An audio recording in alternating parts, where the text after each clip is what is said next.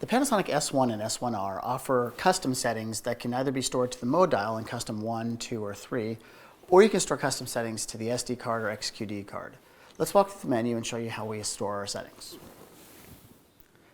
So before we begin, let's go ahead and customize a look. What we're going to do is we're going to go into the camera's menu, and we're going to change the photo style. We're going to go to black and white for this one. We're going to do L monochrome D. And as a function of L monochrome D, we're going to add some graininess. We're going to make it look a little grainier, and we'll set that in.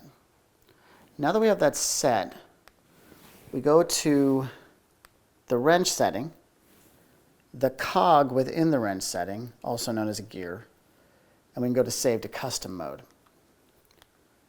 So from here, we can store that under C1, C2, or in this case, 3 different C3 settings. We're going to store this one to C1. You'll notice here, if we press this, you can even name this. So in this case, we would name this L monochrome if we would like. And we hit yes. Now we have stored that setting. And just to show you that it's been stored, we'll go back into the camera's menu. We're going to turn the photo style back off to a standard picture profile. So now we're on standard.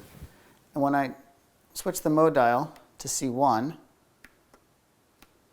we're back to our C1 setting of L monochrome. You also have the ability to take C1 and just load it in so that if you don't want to have to switch the mode dial to C1, C2, or C3, instead you just want to populate it to P, A, S, or M, you can do that from this mode here. Simply select Custom C1 and that'll populate right over. Custom mode settings, you'll notice that right now we have the ability to store to 3 different C3s. From custom mode settings, you can add up to 10 C3s, which means you have a total of 12 custom settings that you can program to the custom mode dial at the top. So to access those extra C3 settings, go to C3. Then from the camera's menu, you'll now see a C option tab at the top. And here's where all your extra C3 settings are. Aside from being able to customize how many additional C settings you have the ability to edit the titles for all of your C settings, so you can change the names of them. You can also choose the behavior of how things are loaded. So if you don't want it to load a different recording mode, meaning a different PAS or M mode, you can have it stay in S for shutter speed, but then just load the color profiles. Or you can have the sleep mode not change, or you can have the turn off power function not change.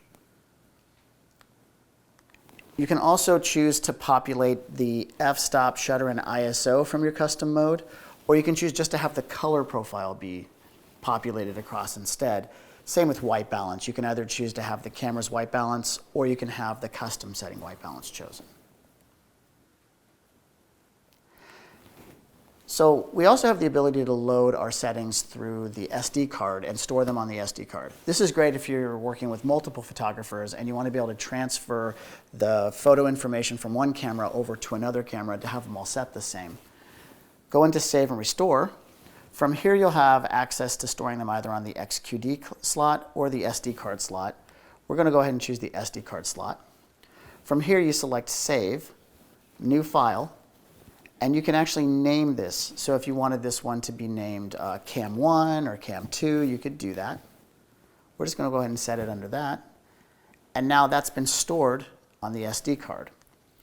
To load from the SD card, simply select the card where you have your settings set, select Load, and all of them will be stored right here. You'll be able to see if there were 4 or 5 different settings that you've set.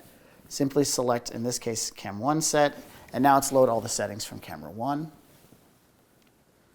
And finally, if you wanted to delete settings that were on the SD card, simply go to Delete, select what you'd like to delete, and now those settings are no longer on the SD card. And those are the custom settings and also the way that you can store your settings to a memory card for the S1 and S1R.